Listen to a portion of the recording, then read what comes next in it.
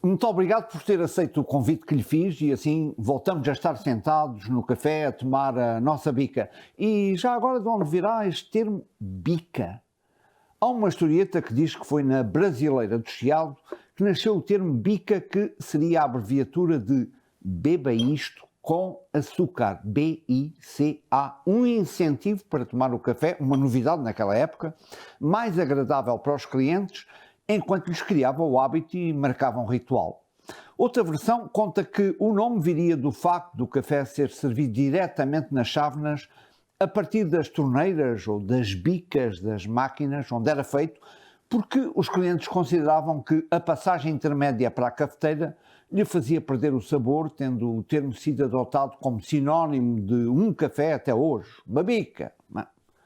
Como compreendeu, vamos continuar aqui a falar do café, a segunda bebida mais consumida no mundo, hein? Apenas perdendo com a água. Aliás, quem mais e melhor poderia falar era a chávena. Já imaginou o que é que ela nos poderia dizer?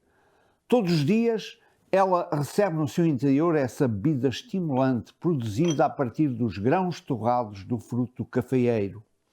É servido tradicionalmente quente, mas também pode ser consumido gelado, café frio, café gelado. Trata-se do 7º produto agrícola de exportação mais importante em termos de valor, atrás de culturas como o trigo, o milho ou mesmo a soja. A sua planta é originária do nordeste do continente africano, das regiões altas do sul da Etiópia, designadamente uma região denominada Cafa, de onde poderá, muito provavelmente, ter vindo o termo café. Olha que há mesmo uma lenda em torno da descoberta do cafeeiro. E segundo essa lenda, há 1000 anos atrás, um pastor etíope chamado Kaldi ter-se-á percebido que algumas das suas cabras mudavam o seu comportamento após terem comido folhas e, sobretudo, os frutos vermelhos amarelados de um tipo de arbusto, claro, a planta do café. Os animais terão ficado aos saltos e conseguiam mesmo percorrer longas distâncias quando comiam as folhas e os frutos do cafeeiro.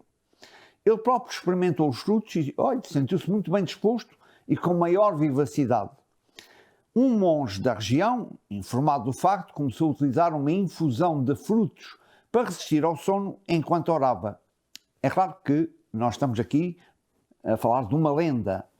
Pensamos que certas tribos africanas já conheciam o café mesmo desde a antiguidade. Moíam os seus grãos e faziam uma pasta utilizada para alimentar os animais e também para aumentar a força dos guerreiros. De início, consumia-se o fruto do café cru, misturado com gordura animal. Mas mais tarde, no intuito de usar o café com fins medicinais, surgiu a ideia de beber o café como infusão, deitando os grãos em água fervente. Em termos históricos, os manuscritos mais antigos mencionando a cultura do café datam do século VI, veja lá, de 575, no Iêmen, portanto na Península Arábica. Moca foi um dos primeiros centros de comércio do café. O hábito de tomar café vai consolidar-se entre os monges muçulmanos que o bebiam para ajudar a manterem-se acordados durante os longos períodos de oração, de leitura. No século XV, peregrinos muçulmanos trazem as sementes do café para o Médio Oriente, para o Norte da África e para a atual Turquia. Será, aliás, na Pérsia que se começará a torrar os grãos para fazer a bebida. Em Meca e em Constantinopla vão surgir os primeiros cafés onde a bebida era servida e as pessoas socializavam. A cultura de consumir o café começou a consolidar-se por toda a Arábia, que monopolizou a venda do café no século XVI. Os árabes sabiam do potencial económico da planta, por isso eles não permitiam que nenhuma semente fosse exportada. No entanto, por volta de 1570, o café acaba por ser introduzido em Veneza, na Itália, mas a bebida, considerada muçulmana, era proibida aos cristãos e somente foi permitida após o momento em que o Papa Clemente VIII provou o café. E a partir daí já se podia beber. Em 1616, entretanto, os holandeses conseguiram levar café de Moca, no Iêmen, para Amsterdão e começaram a cultivá-lo em estufas. Moca, repare, está na origem de mocassino, está a ver? Na Inglaterra, em 1652, foi aberta a primeira casa de café da Europa Ocidental, seguindo-se a Itália 2 anos depois.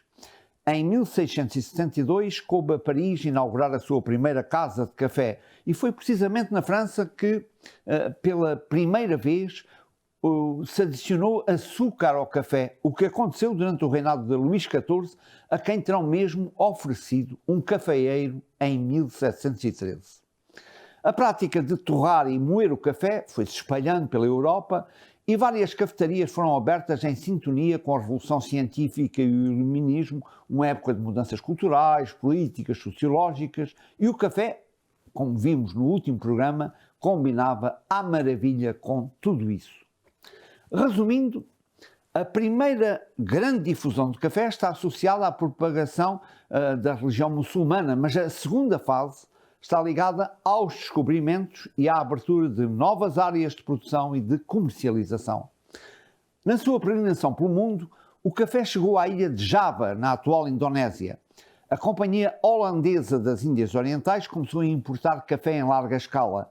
O café era cultivado na ilha de Java e depois mandado para a Holanda. Graças ao dinamismo do comércio marítimo holandês, executado pela Companhia das Índias Ocidentais, o café vai ser introduzido na América, espalhando-se nas Guianas francesa, holandesa, na Martinica, em São Domingos, em Porto Rico, em Cuba, e no século XVIII o café vai tornar-se muito popular em toda a Europa.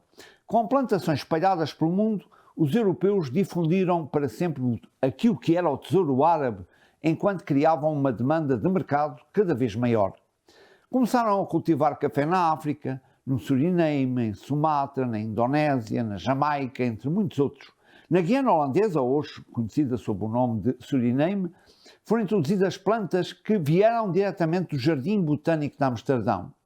Chegou à Guiana Francesa, através do governador de Cayena, conseguiu de um francês chamado Morgue, algumas sementes semeadas no pomar da sua residência.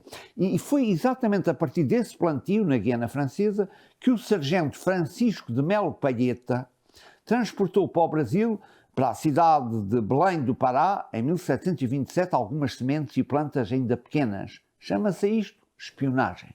Bom, em Belém a cultura não foi muito difundida. Vai ser, sobretudo, as regiões do Rio e de São Paulo que se irão transformar graças ao café.